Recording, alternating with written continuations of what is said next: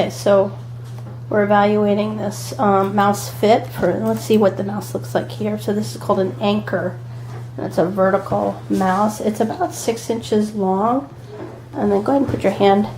So she has about a 6.5 inch hand.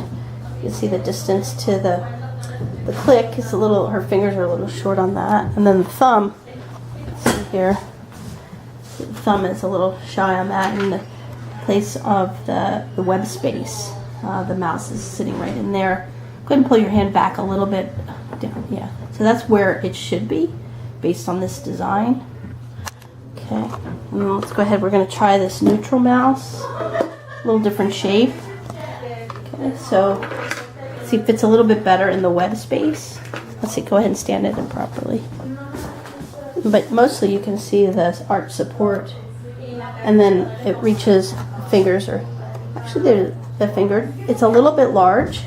The mouse is a little bit large, but you get a lot more arch support through there.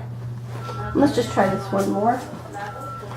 And this one. This is a little smaller mouse. It's called the comfy mouse. You can see where the fingertips reach on that one. So it would be nice if the neutral mouse, and then that fits in your web space a lot better. So of the three, which one feels the most? I know some will be off the thing, but I know myself this is gonna be. You'll rub on that? Rub it, yeah. Go back to the neutral mouse. This one's gonna get that. Okay, so, yep, drop from the side. There you go. And so that's a lot more supportive at the wrist. And then your back here, you've got some gap there, which is good.